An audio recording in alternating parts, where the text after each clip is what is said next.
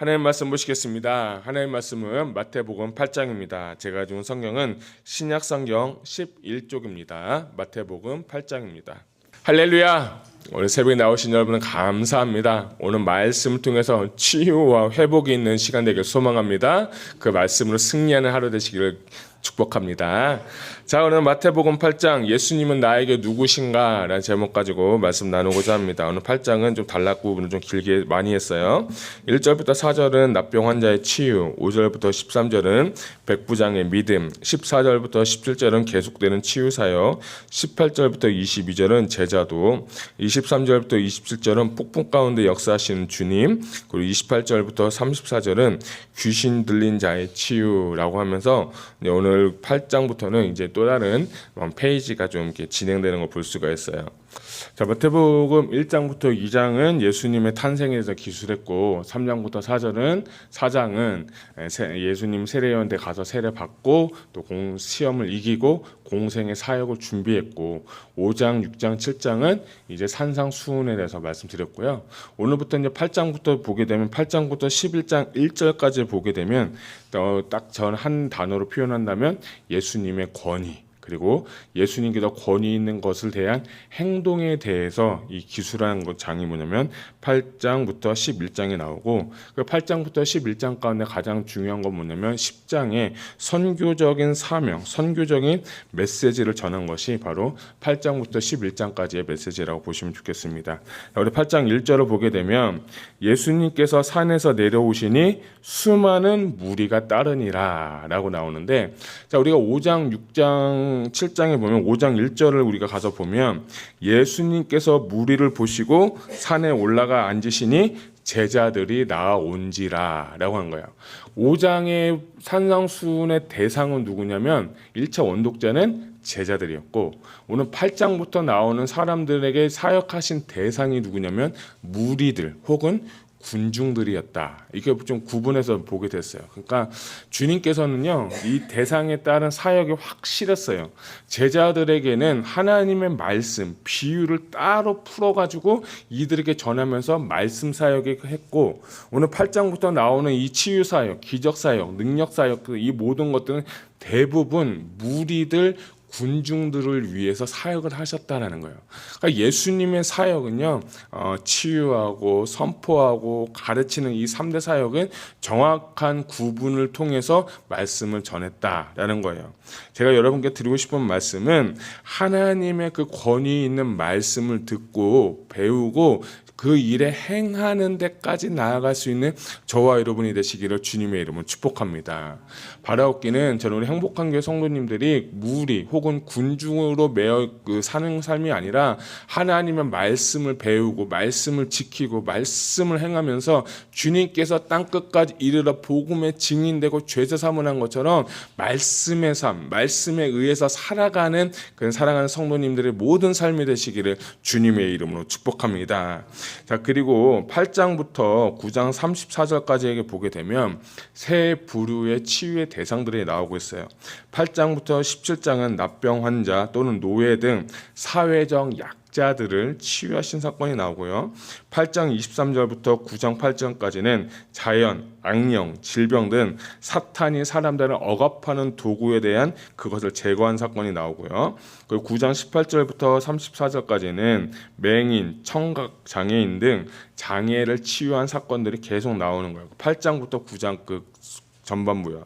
그래서 이 마태가 하고 싶은 메시지가 있는데 그게 뭐냐면 하나님의 나라가 임하게 되고 예수님이 내 삶 가운데 임하게 될 때 이러한 역사는 반드시 일어나게 된다는 겁니다.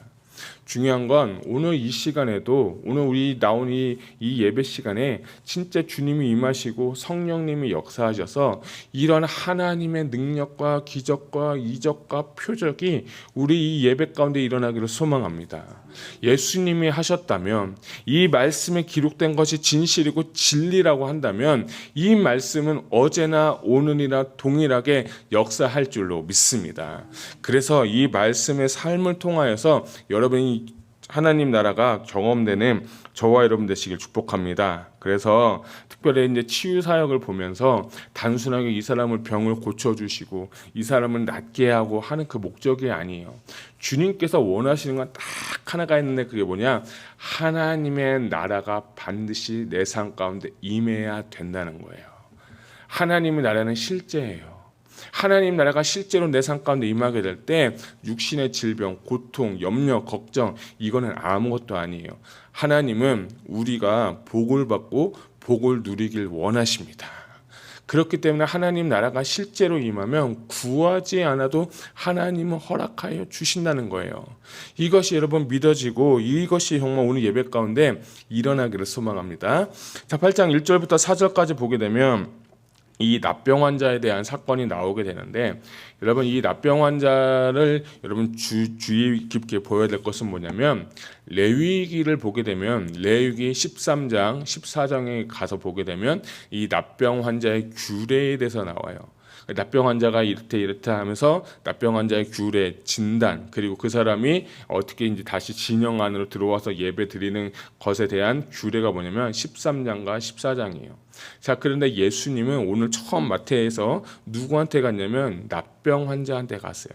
납병 환자는 그 당시 이제 구약적으로 보면 예배를 못 드리지만 신약적으로 보게 되면 뭔가 좀 소외되었고 그리고 또 분리되었고 아무도 그들을 거들떠보지 않고 심지어는 그들을 부정한 사람이다 라고 하는 사람들이 바로 납병 환자예요. 그런데 그곳에 누가 가셨냐면 예수님이 가셔가지고 그들에게 하나님 치유의 사건을 일으켰다는 거예요. 그 당시에 납병 환자는 죄인과 같은 거예요.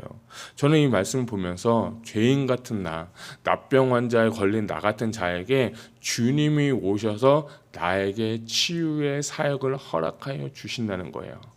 그래서 하나님은 우리가 죄인되고 허물 많은 우리를 사랑하셔서 십자가의 보혈로 우리를 깨끗하게 하시고 정결하게 하시고 주님께서 우리를 자녀 삼아 주셔서 이제 진영 안으로 들어와서 우리가 무엇을 할 수 있느냐? 하나님 앞에 예배할 수 있는 삶이 되게 된다는 겁니다.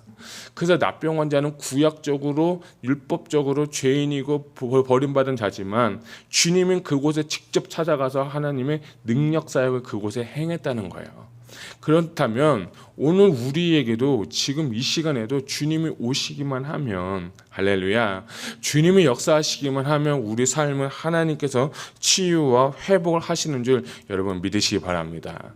그래서 5절부터 13절까지 보게 되면 이제 백부장의 믿음, 백부장의 하인을 고치는 사건이 나오는데 저는 이 백부장의 사건을 보면서 주님께서 원하시는 메시지는 뭐냐면 첫 번째 이 납병 환자는 율법적으로 죄인이라고 하면 이 백부장의 그 하인의 치유의 사건은 이방인들에게도 주님께서 모든 자들에게 가서 말씀을 전하고 복음을 선포하고 치유 사역을 통해서 이방인들도 주님 앞에 나와서 하나님 앞에 예배할 수 있는 그 틀을 주님께서 허락하셨다는 거예요.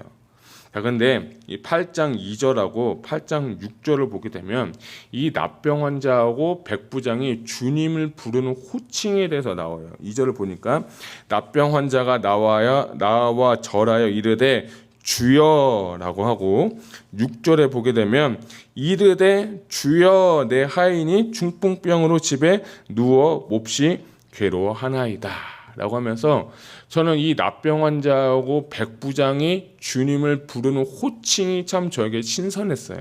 뭐라고 했어요? 주인이라고 했어요.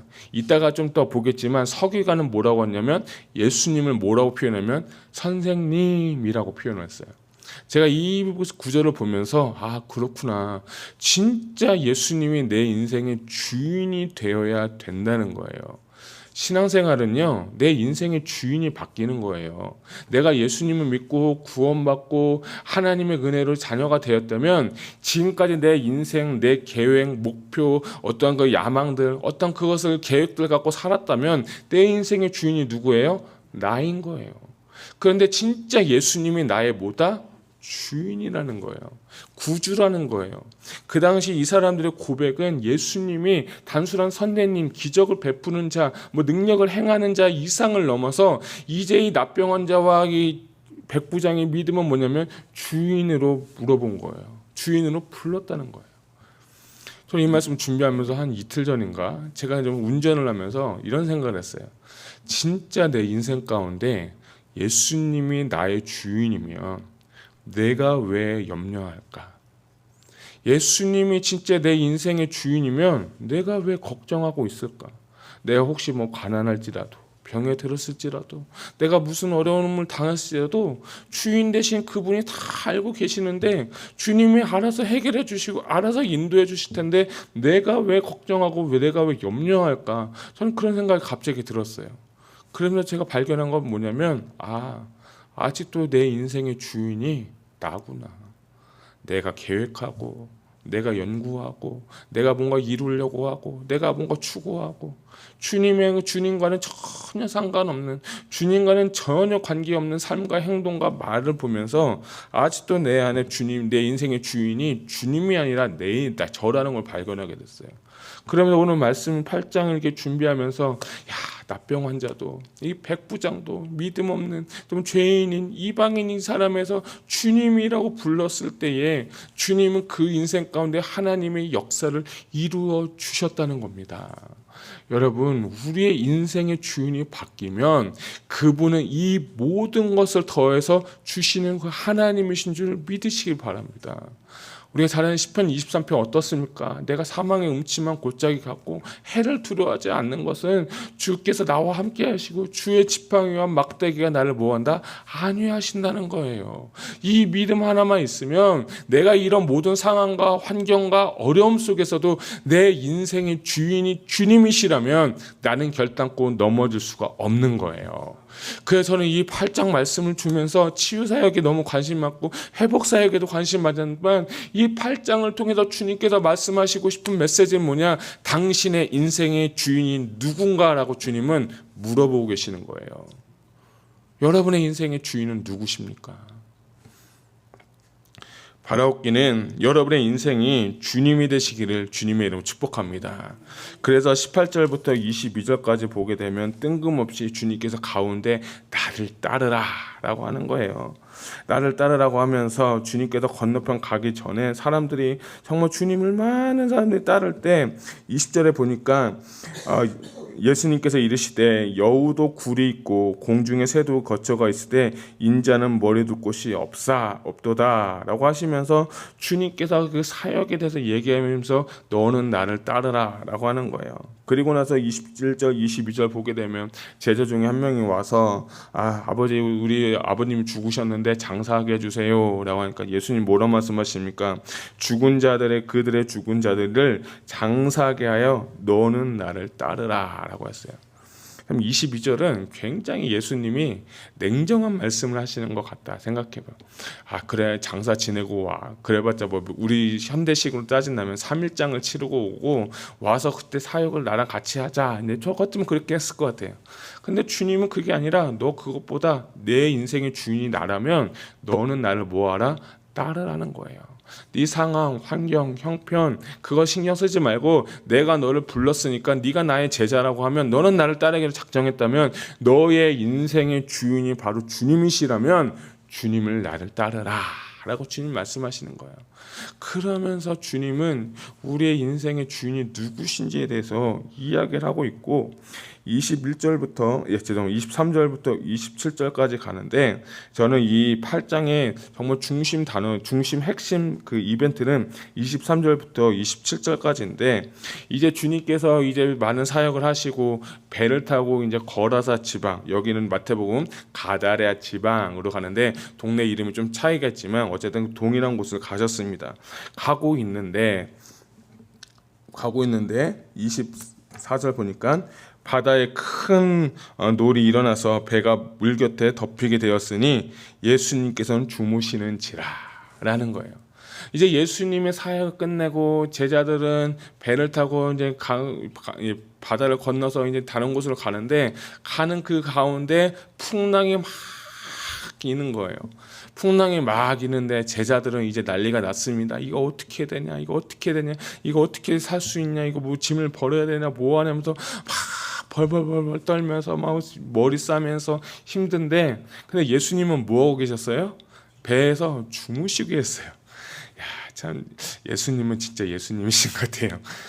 정말 예수님은 주무시고 계셨어요. 그래서 주님께 깨우죠. 깨운 다음에 26절을 우리 같이 한번 읽겠습니다. 시작. 예수께서 이르시되 어찌하여 무서워하느냐 믿음이 작은 자들아 하시고 곧 일어나사 바람과 바다를 꾸짖으시니 아주 잔잔하게 되거늘. 아멘.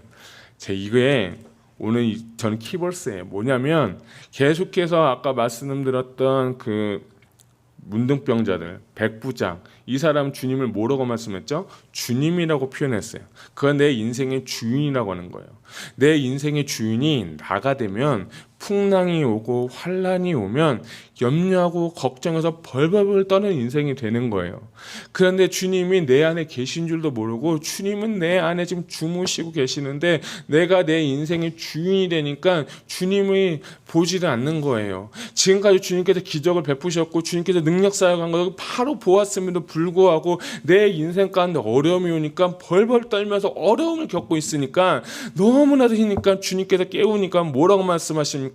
이 믿음이 적은 자들아 라고 하면서 주님은 책망과 어떻게 보면 좀 야단치시는 것 같아요. 그러면서 주님이 바다를 잠잠하게 하십니다. 근데 27절 말씀을 보니까 그 사람들이 놀랍게 여겨 이르되 이가 어떤 사람이기에 바람과 바다도 순종하는가 하더라. 이 사람이 누구냐? 이 예수라는 사람이 누구냐라고 물어보는 거예요. 지금도 주님은 물어보는 거예요. 당신에게 예수님은 누구십니까? 라고 물어보시는 거예요.